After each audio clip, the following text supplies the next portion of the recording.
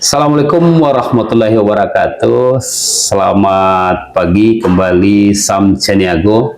Hari ini berada di kantor Dinas Lingkungan Hidup Kabupaten Solo bersama Ibu Kepala Dinas, Ibu Asnur. Selamat pagi Ibu. Selamat pagi Pak Sam. Mungkin perlu kita sapa juga pemirsa dan masyarakat Kabupaten Solo melalui Sam Caniago, dipersilakan. Terima kasih. Assalamualaikum warahmatullahi wabarakatuh, Bapak Ibu semua. Semoga kita sehat selalu. Saya mengucapkan terima kasih nih atas undangan dari Bapak Sam Caniago, mana kita nanti akan berbincang-bincang, membahas masalah yang nanti akan segera kita ulas sebentar lagi.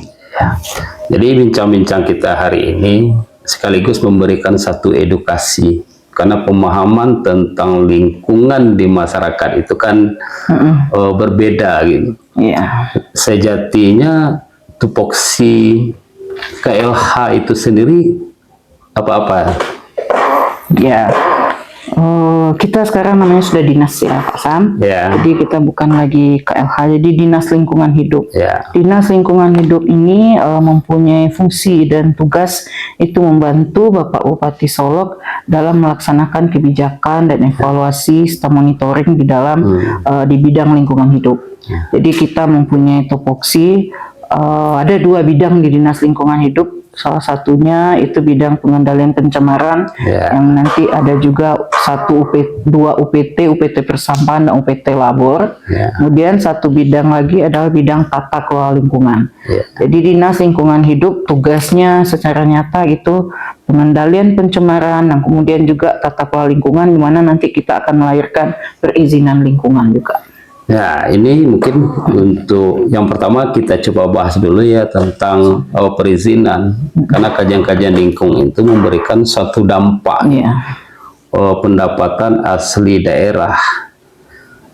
Sejauh ini melalui dari Dinas Lingkungan Hidup itu sudah berapa yang terfasilitasi investasi yang ada di Kabupaten Solo melalui lingkungan hidup? Ya, kalau sumber PAD kita yang pertama itu ada dari pengangkutan persampahan, dari pengangkutan sampah, di mana kita melayani beberapa titik layanan sampah yang sudah mengadakan MOU atau kerjasama TKS dengan Dinas Lingkungan Hidup, di mana titik layanan ini akan kita angkut sampahnya, kemudian kita antarkan ke TPA, dan di sana yang kita berikan layanan itu membayar PAD ke kas daerah. Kemudian tentang perizinan lingkungan, itu sekarang kan sudah melalui, ada yang online melalui dinas perizinan, dan itu melalui SPPL di dinas perizinan itu kita tidak ada mungut layaran, itu langsung bisa diklik di mana saja. Tapi untuk UKL-UPL, untuk perusahaan yang kapasitasnya lebih besar dan tidak cukup dengan surat pernyataan saja, itu kita akan mengkaji dampak lingkungannya, yang kita akan menerbitkan dokumen UKL-UPL, dan itu memang kita perlu melaksanakan sidang. Yang pertama sidang penapisan, apa bentuk perizinan kita tapis, apa bentuk perizinan yang akan kita berikan kepada usaha tersebut atau perusahaan tersebut. Kemudian yang kedua kita akan membahas dan mengkaji dokumen yang diajukan kepada kita. Di sini kita mengundang seluruh OPD yang terkait seperti dinas perizinan, dinas kesehatan untuk kajian IPAL-nya, salurannya, limbahnya, kemudian juga dinas tata ruang tentunya yang wajib sekali. Jadi memang kita terkait OPD-OPD yang terkait itu kita undang dalam pembahasan perizinan. Ya, hari ini persoalan lingkungan hidup secara nasional itu kan jadi persoalan yang lagi-lagi trending ya. Mungkin itu masalah reklamasi. Di Kabupaten Solo sendiri, apa yang dihadapi dalam persoalan lingkungan di masyarakat kita? Apakah di sektor tambangnya yang mempengaruhi kerusakan lingkungan? Baik. Kalau untuk masalah kita saat ini di Dinas Lingkungan Hidup, itu memang yang kita rasakan itu masalah penanganan persampahan. Masalah penanganan persampahan itu adalah sebenarnya tugas dari pemerintah. baik dari pusat sampai ke nagari. Ya. Karena penanganan persampahan ini dilaksanakan dengan kita mengangkut sampah yang ada, baik itu ya di jalan, di titik-titik layanan, di rumah, di restoran, atau di pasar. Itu kita mengangkut sampah dengan truk sampah. Jadi itu memerlukan terkait dengan penyediaan sapras, sarana prasarana. Kemudian pengolahan persampahan yang kedua selain penanganan ada dengan pengurangan sampah. Pengurangan sampah inilah kewajiban semua pihak, kewajiban dari semua lapisan masyarakat. Pengurangan sampah ini dimulai dengan memilah sampah dari rumah tangga. Kemudian sampah yang bernilai ekonomis kita bisa jadikan sumber ekonomi kita. Jadi memang paradigma dari penanganan sampah ini sudah berubah, Pak Sam. Kalau dulu paradigmanya kumpul, angkut, buang ya, sekarang kita sudah mengarah kepada ekonomi sirkular. Jadi memang kita memilah sampah, kemudian ada juga 3R, kita reuse, recycle, kemudian reduce. Jadi itu akan meningkatkan nilai dari sampah sendiri. Contoh, ada plastik yang bisa kita jadikan keterampilan kerjaan tangan, itu kita jual, itu akan menambah nilainya. Jadi kita menggunakan kembali reuse dan recycle, misalnya bisa dijadikan plastik lagi, itu pengolahannya di pabrik ya. Jadi tugas masyarakat mengumpulkan, memilah. Jadi masalah di Kabupaten Solo, masalah penanganan, karena penanganan ini terkait dengan anggaran yang tersedia. Kita Kabupaten Solo, kita akui APBD kita terbatas, namun demikian Dinas Lingkungan Hidup tetap melakukan tugasnya dalam penanganan sampah semaksimal mungkin. Demikian. Jadi semakin tinggi pertumbuhan penduduk, sampah juga semakin banyak jumlah semakin meningkat. Nah, jadi kalau kita kumpulkan sampah, kita pilah sampah, tidak semua sampah itu harus kita bawa ke TPA. Jadi sampah itu sebagian yang bernilai ekonomi tadi kita pisahkan, kita bawa ke bank sampah. Jadi nagari-nagari ini juga kita sarankan membuat kelompok bank sampah, di mana nanti bank sampah inilah yang menjual sampah yang bernilai jual tadi ke pengepul. Jadi kita mengembangkan bank sampah juga di nagari dalam rangka pengurangan sampah. Dari produksi sampah 100% itu berapa yang bisa ditangani oleh Dinas Lingkungan Hidup? Ya tadi sudah Ibu sampaikan ya Pak Sam, bahwa sapras kita sangat terbatas. Jadi masih banyak masyarakat kita juga belum mempunyai kesadaran untuk mengelola sampah. Mungkin masih ada sampah yang dibuang, misalnya contoh ini ke sungai atau ke jurang. Jadi memang penanganan kita itu kalau nasional 39%, kita 14%. Baru 14%. Target kita itu 30%. Target 30%. Tentu untuk mencapai target ini kita harus didukung oleh sapras yang memadai, tenaga, dana, dan lain-lain. Ini menarik seperti yang Ibu Kadi sampaikan tadi, bahwa persoalan sampah kita kalau ke beberapa upaya, mungkin memilah, memilih, kemudian bagaimana sampah juga menjadi barang yang bernilai ekonomi di tingkat keluarga. Apakah ada upaya-upaya di lingkungan itu dalam memberikan edukasi, sosialisasi ke masyarakat dalam pemanfaatan sampah ini? Ya, untuk pengurangan sampah kita ada 2 program. Yang pertama meningkatkan jumlah bank sampah. Bank sampah ini adalah suatu lembaga, lembaga yang punya nasabah seperti bank biasa juga. Ada transaksi, nanti ada juga buku tabungannya. Nasabahnya itu adalah nasabah yang membawa sampah ke bank sampah. Dari rumah dibawa ya ke bank sampah. Kemudian kita juga punya buku tabungan yang di sana ditulis misalnya 1 kilogram kertas, nilainya berapa rupiah. Nah, jadi itu kita kembangkan. Dulu sebelum saya sebelum 3 tahun belakang itu jumlah bank sampah kita baru 8. Dan alhamdulillah sekarang sudah berkembang 21. 21 bank sampah. Nah, kemudian satu lagi kita harus mengembangkan upaya pengurangan sampah, pengembangan budidaya ulat maggot. Nah, kita kan sampah kita ada 2, sampah organik dan sampah anorganik. Sampah organik yang bernilai jual seperti botol-botol plastik tadi kita bawa ke bank sampah. Yang sampah anorganik tadi, yang organik bisa kita jadikan pakan maggot tadi untuk makanan ulat maggot. Nah, ulat maggot ini ulat yang memakan sampah-sampah organik seperti daun, tulang-tulang, kemudian sisa-sisa sayur yang membusuk. Pokoknya sampah-sampah, umumnya sampah-sampah pertanian. Bisa jadi sisa-sisa makanan di rumah makan. Iya, dari pusat nasi-nasi ya. itu. Jadi itu upaya-upaya pengurangan sampah. Kita dirikan, kita kembangkan pembudidayaan ulat maggot ini. Kita bekerja sama dengan UNP.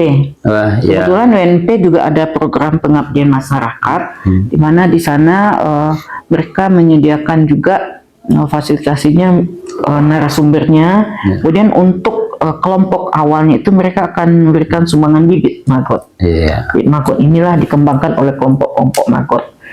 Itu salah satu dua usaha kita dalam pengurangan sampah. Karena sampah yang dari sisa-sisa hasil pertanian ini juga cukup mendominasi. Jadi tidak lagi dibuang sembarangan di jalan. Nah, itu akan kita giatkan. Untuk daerah Alan Panjang yang daerah pertanian itu sangat cocok sekali itu Pak Sam. Dari 21 bank sampah itu, langkah-langkah ke depan yang akan dilakukan oleh DLH terhadap bank sampah ini seperti apa? Bank sampah yang Nyagari itu kita sebutkan BSU ya, Bank Sampah Unit.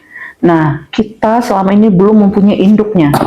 Induknya itu BSI atau Bank Sampah Induk. Nah, jadi kemarin alhamdulillah kita mendapatkan dana alokasi khusus dari pusat untuk mendirikan satu bangunan bank sampah induk. DAK yang kita terima ini adalah DAK tematik pariwisata, tentu alokasinya diwajibkan di seputaran Danau Singkara. Jadi kita sudah mendirikan dan alhamdulillah sudah selesai bangunannya dan akan segera kita manfaatkan. Sebelumnya kita launching dulu dengan Bapak Bupati nanti, dan di dalam BSI itu kita lengkapi dengan mesin-mesin. Ada mesin pencacah plastik, karena plastik yang kita jual ke bank sampah atau ke pengepul itu, kalau plastik cuma masih berupa tabung itu nilainya lebih rendah daripada plastik yang sudah dicacah. Dicacah itu akan lebih tinggi. Jadi kita menyediakan mesin pencacah plastik juga di bank sampah induk. Nanti anggota dari bank sampah induk adalah BSU yang tadi saya sebutkan 21. Jadi bank sampah unit ini ada yang memang sudah over ya produksinya, maksudnya belum lagi dijual, kesulitan dalam pengangkutan. Nah, sekarang ada BSI yang menampung, mereka tinggal membawa ke BSI yang di Singkara itu. Nanti di sana kita juga sudah kebetulan dana DAK juga kita mendapat satu truk terpilah, kontainer terpilah, saya dilihat ada di depan Pak Sam. Jadi itu akan kita manfaatkan untuk bank sampah. Truk inilah nanti akan membantu membawa sampah-sampah yang sudah terpilah itu ke BSI. Setelah di BSI tentu akan lebih besar. Ibaratnya bank kalau ada induknya kan lebih besar kapasitas dan cakupan produksinya. Baru di sana kita akan membentuk kepengurusan tingkat kabupaten. Jadi dibentuk kepengurusan bank sampah kabupaten. Bank sampah induk tingkat kabupaten. Ya, anggotanya dari nagari-nagari. Ada nggak sampah-sampah yang sejatinya itu terbuang dimanfaatkan menjadi sebuah karya oleh masyarakat?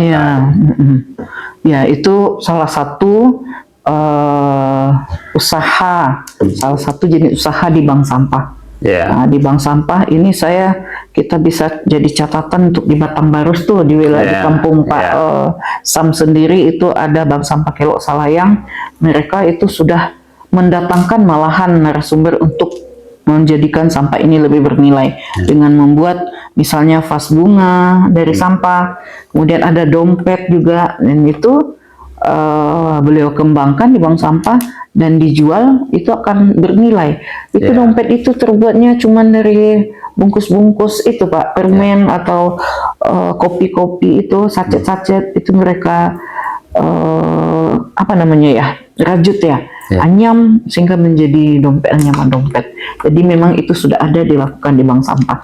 Kemudian juga hiasan-hiasan di sekolah itu kayak dari sedotan, buat horden, buat penahan panas, itu sudah Artinya sudah ada kreasi masyarakat dari yang sampah. nah ini juga perlu kita promosikan secara luas agar ini bagaimana Kabupaten Solo itu memiliki wilayah yang cukup luas. Memang kita masih perlu peningkatan, itu kan kita melakukan edukasi lagi. Ya. Jadi ada beberapa tantangan itu Ibu Kadis, pusat kota. Karena pusat kota ini juga lebih tinggi produksi sampahnya, radius arus suka, kompleks pemerintahan. Ini penanganan seperti apa ini ke depan? Ya, untuk penanganan pelayanan sampah kita memang dititik beratkan pada arus suka ya sebagai ibu kota kabupaten.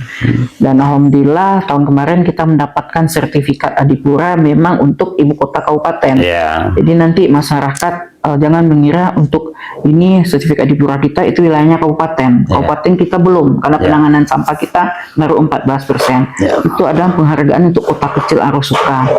Dan itu penghargaan kita dapatkan itu adalah penghargaan pengurangan pada sumbernya.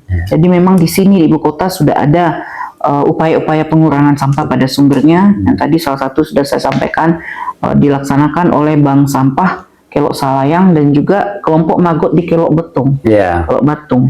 Nah, jadi itu untuk ibu kota kita melaksanakan juga upaya untuk peningkatan kebersihan RTH, ruang terbuka hijau dengan pihak ketiga. Ada beberapa titik layanan kita di sini untuk RTH, perawatan, motongan rumput, kerjasama dengan pihak ketiga. Kita itu fokuskan memang di ibu kota kabupaten baru sesuai dengan anggaran yang tersedia. Sesuai dengan kondisi anggaran yang tersedia. Dan beberapa taman-taman yang lain seperti taman dekat BPTP, Arosuka, Polres, kemudian titik layanan kita yang sepanjang komplek kantor bupati, baru itu bisa tercover Pak Sam.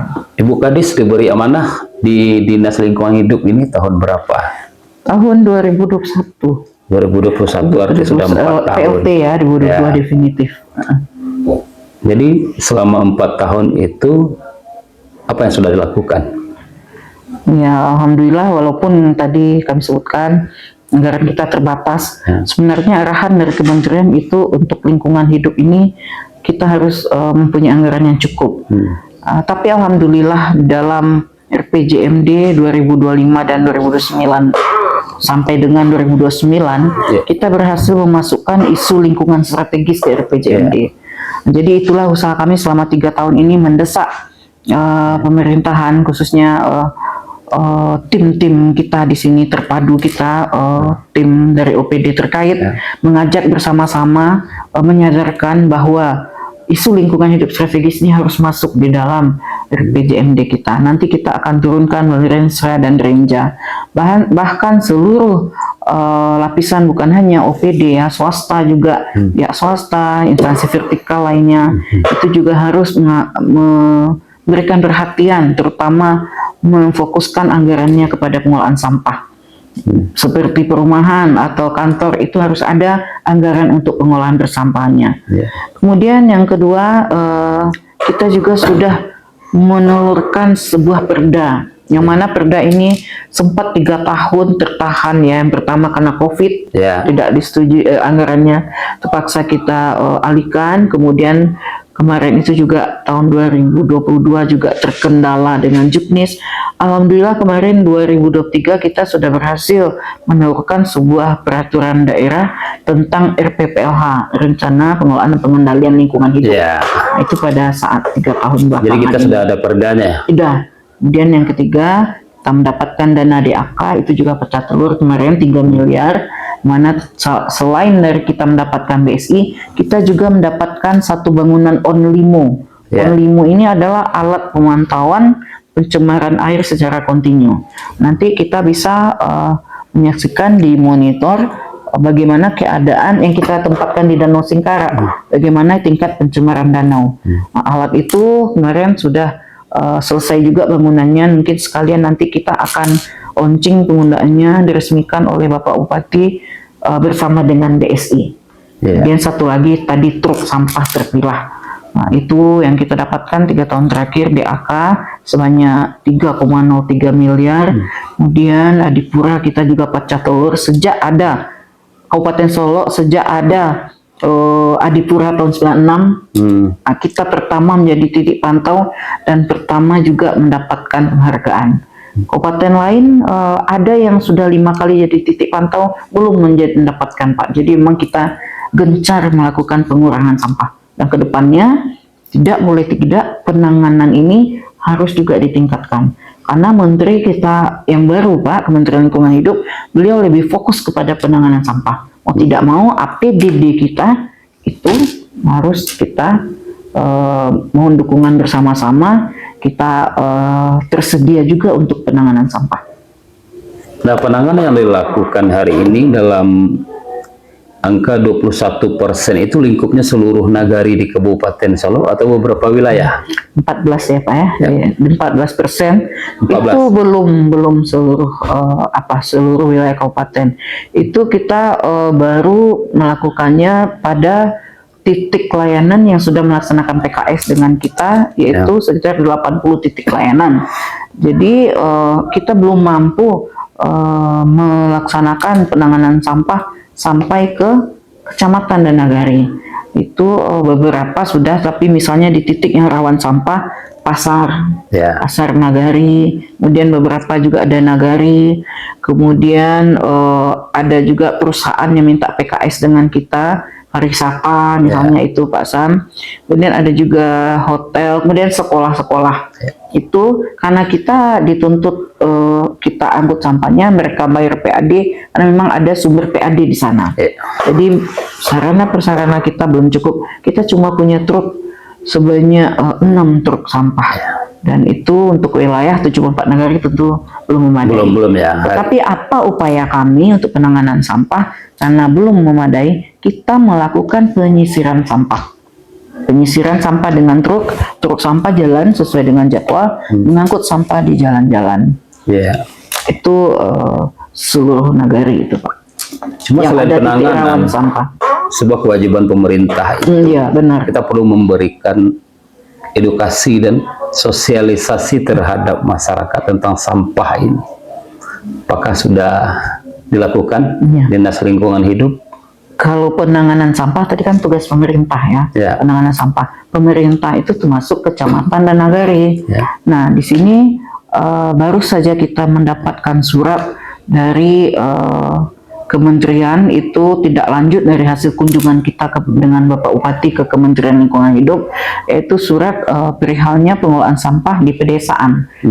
Pengolahan sampah di desa. Jadi ada poin-poin yang merupakan tanggung jawab dari nagari. Desa itu kita kan nagari.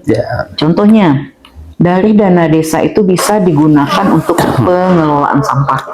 Seperti melahirkan regulasi di tingkat nagari. Kemudian mendirikan bank sampah induk, bank sampah unit di nagari. Kemudian menyediakan TPS, tempat pembuangan sampah sementara di nagari. Kemudian selanjutnya itu menyediakan tempat-tempat sampah di tempat-tempat publik. Contoh di masjid, pokoknya sarana publik itu harus ada tempat sampahnya. Karena kita juga di Dinas Lingkungan Hidup itu tidak ada juga pengadaan tempat sampah, makanya itu menjadi bagian dari nagari. Kemudian ada lagi tanggung jawab dari nagari, di sini juga dari kecamatan dan nagari secara bersama itu mengedukasi masyarakat, mengedukasi masyarakat terhadap pengelolaan sampah tadi, mana yang perlu ditangani, mana yang perlu dikurangi. Di Dinas Lingkungan Hidup kita mempunyai anggaran untuk sosialisasi, tetapi belum mencukupi. Namun demikian kita tetap mengadakan sesuai dengan anggaran tersedia, dan tidak hanya dengan anggaran itu saja, tetapi di setiap kesempatan. Seperti saat ini salah satunya nih, kami ucapkan terima kasih sekali nih kepada podcastnya Bapak Sam Caniago yang memberikan kesempatan kepada Lingkungan Hidup, Dinas Lingkungan Hidup. Ini nanti kan sebagai bentuk penyampaian informasi kepada masyarakat. Jadi kita mencoba lewat media. DH juga punya media sosial di Instagram dan Facebook. Nah, jadi walaupun anggaran kita belum mencukupi untuk sosialisasi, kita punya media-media yang lain kita manfaatkan. Mungkin Pak. Jadi target dari yang sudah bekerja sama dengan Dinas Lingkungan Hidup dan sudah terbentuknya bank sampah secara kabupaten, berapa target peningkatan setiap tahun dari 14%? Target kita 30% ya, di Jaksrada, tapi kita capai dulu 20% secara bertahap. Itu kan ada kita 5 tahun.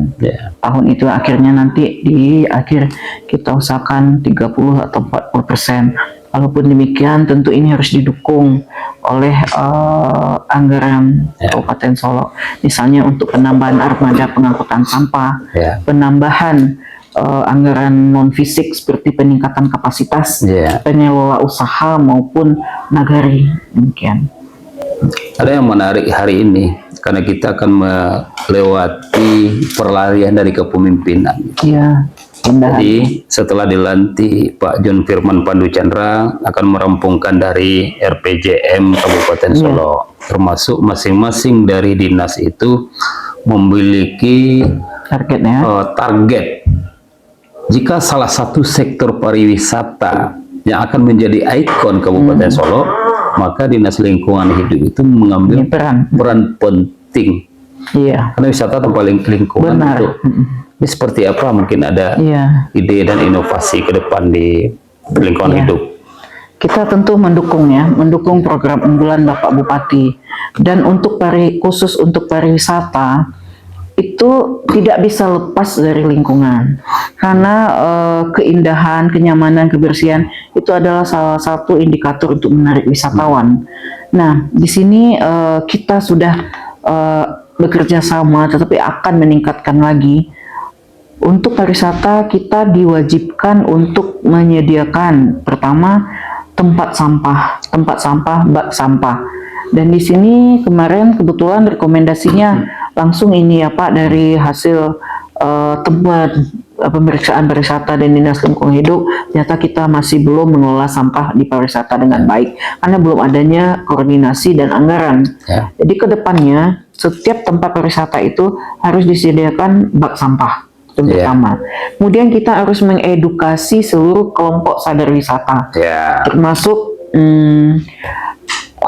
pemilik restoran di daerah pariwisata, kemudian juga masyarakat, pedagang yang berjualan di sekitar daerah wisata, bagaimana mereka bisa mengolah sampahnya dengan baik. Itu kita juga merencanakan 100 hari pertama pemerintahan Bapak Bupati Solok ini untuk mengedukasi mereka semua dan menyampaikan apa-apa yang menjadi tugas mereka. Karena menurut aturan kita itu Pak, seluruh usaha dan seluruh kegiatan maupun badan usaha itu harus memiliki pengelolaan sampah yang baik.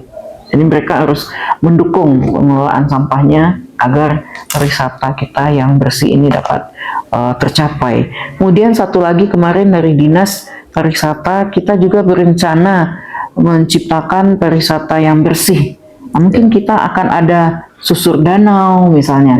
Nah, kita akan kerjasama dengan semua lapisan masyarakat, khususnya di sini leadingnya mungkin Dinas Pariwisata yang punya pariwisata ya Pak. Nah, jadi di sini baik itu Forkopimda, sekolah, masyarakat nagari maupun dinas-dinas, kita akan berkolaborasi untuk pertama sekali itu membersihkan danau kita. Mungkin kita akan melakukan susur danau. Kami menunggu ini kapan waktunya dari Dinas Pariwisata. Kita akan membantu, kita gotong royong bersama akan bantu mengangkut sampahnya dan tenaga.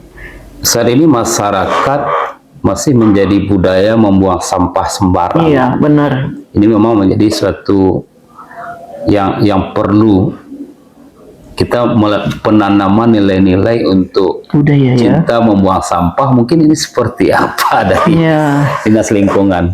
Kita mulai dari usia dini mungkin ya Pak, dari keluarga, kemudian dari sekolah. Kita punya program juga di sekolah dari SD, SMP, dan SMA, itu sekolah adiwiyata. Itu sekolah yang menerapkan gerakan peduli terhadap lingkungan hidup, dan itu juga ada penilaiannya itu Pak. Dan alhamdulillah beberapa kriteria untuk sekolah adiwiyata kita sudah mendapatkan. Namun demikian belum seluruh sekolah. Yang menang masih itu saja. Tentu ini SMP Cupak ya, kemudian SMA 2 Sumbar dan SMA 1 Gunung Palang. Jadi kedepannya nilai-nilai ini akan kita tanamkan dari sekolah. Ada beberapa sekolah yang saya lihat anaknya tidak sudah takut membuang sampah sembarangan. Mereka pasti memegang sampah makanannya dan mencari tempat sampah. Itu kan suatu yang bagus, penanaman edukasi sejak dini. Kemudian kita juga akan kerjasama dengan kelompok-kelompok wanita. Kelompok wanita di sini Kabupaten Solo itu ada PKK, nanti ada GOW, dan juga ada kelompok-kelompok lainnya, di mana nanti kita akan kerjasama. Dan sebagian kita sudah melaksanakan ya Pak, itu dengan kalau PKK dengan Pokja 3 itu. Pokja 3 yang mempunyai tupoksi yang sama dengan Dinas Lingkungan Hidup. Jadi kita kerjasama untuk mensosialisasi ini ke masyarakat, di mana menggiatkan masyarakat untuk membuang sampah pada tempatnya, mengolah sampah, memilah sampah. Itu semuanya dari keluarga. Ya, artinya peningkatan selama Ibu menjabat di Dinas Lingkungan Hidup, persentase penanganan sampah sudah terus meningkat, berubah dan meningkat. Pengurangan signifikan sekali itu. Kita sudah memberikan kontribusi secara signifikan sebanyak 0,3% timbulan sampah yang kita bawa ke TPA itu sudah berkurang. Karena kita sudah mengadakan pengurangan tadi. Itu baru persoalan yang terkecil yang ditangani lingkungan hidup, sudah memiliki rentetan yang panjang. Iya, benar. Nah, tupoksi lingkungan hidup itu tidak hanya semata sampah. Kerusakan lingkungan lain. Mungkin dampak dari sebuah perizinan, illegal logging, illegal mining. Ini di Solo ini seperti apa kacamata Pak Kadis, Ibu Kadis dari ini? Banyak sekali kita lihat kan fenomena-fenomena, ada bencana karena longsor karena diakibatkan tambang, kemudian ada juga pencemaran. Ini upaya kita kalau khusus tambang perizinan sekarang kan tidak lagi di kabupaten, tetapi di provinsi. Tapi kita yang punya wilayah mempunyai kewajiban untuk melaksanakan pengawasan. Kita di Dinas Lingkungan Hidup mempunyai pejabat fungsional pengawas. Secara rutin kita melakukan pengawasan terhadap usaha-usaha tersebut. Baik itu pengawasan secara rutin berkala dan juga berdasarkan pengaduan masyarakat juga ada Pak Sam. Misalnya di satu wilayah, misalnya air sungainya sudah tercemar, mereka akan menyampaikan keluhan mereka ke sini, itu kita akan bentuk tim terkait, kita akan mengantisipasi langsung, menindaklanjuti langsung, datang ke lokasi tersebut dan mengkaji secara bersama. Dan nanti jika usaha tersebut memang terbukti menimbulkan kerusakan, kita bisa menerapkan sanksi-sanksi hukum. Sesuai dengan aturan yang berlaku itu, sanksi hukum bisa sampai kepada penghentian usaha tersebut, penghentian sementara, dan itu sudah kita lakukan beberapa pencabutan sementara sampai mereka mengembalikan lagi keadaan lingkungannya sesuai dengan semula. Jadi mereka harus perbaiki kerusakan. Sudah ada kita lakukan pencabutan sementara, contoh di daerah tambang. Kemarin saya mendengar ada satu persoalan RT RW Kabupaten Solo kan udah dimulai, apakah udah disahkan atau belum? Karena di sini juga banyak yang memiliki peran. Satu sisinya adalah Dinas Lingkungan Hidup dalam pengkajian lingkungan hidup itu. Perda Perda RT RW itu leadingnya di bidang RT RW di Dinas PUPR. Kita sebagai anggota Pokjanya ikut ya. Tetapi yang terakhir itu hampir selesai mungkin ya Pak, mungkin karena ada revisi atau bagaimana, mungkin lebih tepatnya kita tanyakan ke bidang tata ruang di Dinas PUPR. Tapi itu tuh walaupun belum ada, misalnya belum direvisinya belum kelar, kita kan mempunyai yang lama masih kita terapkan. Kalau sementara menunggu yang baru. Demikian. Tapi yang tugas untuk kita memasukkan ke dalam perda tersebut apa kajian lingkungan hidup kita, apa usaha-usaha atau lokasi-lokasi yang membahayakan terhadap lingkungan, itu semua kita sampaikan, kita tuangkan di dalam aturan tersebut. Terlepas dari keterbatasan anggaran, daerah kita mungkin hampir rata-rata untuk kebutuhan dinas secara maksimal, keterbatasan dari APBD itu sendiri gitu. Langkah DLH ke depan apa yang akan menjadi prioritas di instansi Ibu Kadis? kita berharap, sangat berharap, karena kita sudah, isu lingkungan strategis sudah masuk di RPJMD, tentu kita sekarang sudah bisa meminta ketegasan dari pimpinan untuk penambahan anggaran. Kita akan menaikkan telantas permohonan, audiensi, konsultasi dengan pimpinan bahwa Dinas Lingkungan Hidup membutuhkan anggaran yang lebih lagi, terutama untuk penanganan. Kalau untuk pengurangan itu kita kan bebankan ke nagari ya, seperti bank sampah tadi kan mandiri. Tapi untuk penanganan sampah kami membutuhkan sarana dan prasarana. Jadi kalau kita belum lengkap atau belum cukup Sapres tersebut, tentu kita susah untuk mencapai target kita. Kita ingin ciptakan Kabupaten Solo yang bersih, Kabupaten Solo yang indah, yang nyaman, apalagi di daerah pariwisata. Tentu kami Dinas Lingkungan Hidup tentu membutuhkan tambahan-tambahan sarana prasarana tersebut. Misalnya apa? Truk sampah, kontainer atau bak sampah ambrol itu yang bisa ditinggal baknya kemudian diangkut lagi.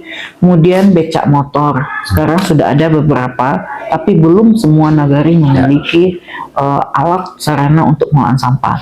Ini contoh. Seandainya masing-masing nagari itu punya becak motor, contoh Alan Panjang, itu kan di sepanjang jalan ada yang buang sampah di karung ya Pak Sam. Kita lempar dari mobil begitu. Kami menyisir, mengangkut pagi.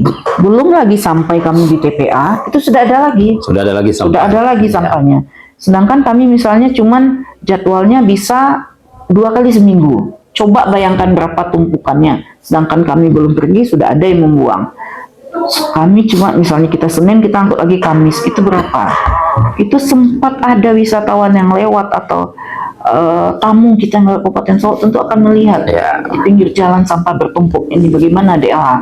Nah, tadi kan keterbatasan anggaran. Seandainya kita punya tenaga, satu truk itu membutuhkan 1 sopir dan 3 petugas di atas truk, jadi 4 dan itu tentu juga BBM-nya harus ditambah untuk operasional truk sampah. Jadi memang keberadaan truk sampah untuk penanganan juga becak motor, ambrol, kemudian tempat sampah itu sangat vital sekali, harus ditambah Pak. Kalau tidak penanganan kita tidak akan stagnan. Artinya ini pengurangan ini cuma sekian 0,0%. Iya, karena pengurangan kita tidak bisa maksimal, sementara hasil produksi juga terus cenderung meningkat. Selagi manusia memenuhi kebutuhannya, sampah akan dihasilkan. Tidak bisa tuntas ini masalah sampah. Karena ini suatu kesempatan saat kita akan merampungkan dari RPJM yang mengaplikasikan dari janji-janji kampanye pasangan terpilih. Nah, seperti apa target DLH untuk RPJM kita 5 tahun? Ya, kita pertama langkah awal kita sudah kita sudah didukung untuk masukkan dalam RPJM. Karena kalau tidak ada cantolannya di RPJMD, kita akan susah Pak. Alhamdulillah ke depan kita mengharapkan kita akan melakukan audiensi lagi dengan pimpinan, kemudian juga dukungan dari Dewan DPRD Kabupaten Solo, juga Ketua TAPD. Marilah cobalah lihat apa yang dibutuhkan oleh Dinas Lingkungan Hidup. Kalau kita memang ingin sama-sama ingin Kabupaten Solo kita ini bersih, nyaman dan indah, tentu sampah tidak ada lagi. Sampah di jalan-jalan bersih. Kalau kita bandingkan dengan kabupaten kota yang lain, apalagi Padang dan Kota Solo, mereka punya petugas lebih dari 250. Sementara kita cuma 40 orang. Mereka punya satu jalan atau sekian meter satu petugas, sekian meter 1 orang petugas sapunya. Misalnya Jalan Ahmad Dahlan, itu berapa petugas sampah? Ada lagi 1 mandor. Itu saya sudah berbincang dengan Kota Solo. Belum lagi armada. Jadi memang kalau kita bandingkan yang kota tentu kita jauh. Tapi minimal untuk meningkatkan persentase penanganan sampah, yang mana penanganan sampah sekarang menjadi primadona oleh Bapak Menteri kita yang baru, itu tidak harus, kemarin sudah disampaikan juga, harus meningkat. Harus meningkat. Dalam 5 tahun ini target tadi itu kita sampaikan harus diiringi dengan peningkatan pengadaan sarana prasarana. Oke Bu Kades, sebelum kita closing, mempertahankan sebuah prestasi seperti Adipura untuk kota kecil itu kemudian baru dapat, itu sangat sulit daripada meraihnya. Cara mempertahankan gimana? Nah, itu tadi kabar-kabarnya ini indikator Adipura ini bergeser. Karena tadi saya sampaikan Menteri kita Pak Hanif itu sekarang fokus ke penanganan. Mereka meningkatkan targetnya 70% penanganan. Nah, bisa diterjemahkan. Apakah kita bisa? Kita baru 14%. Namun demikian, indikatornya kan tidak hanya penanganan sampah.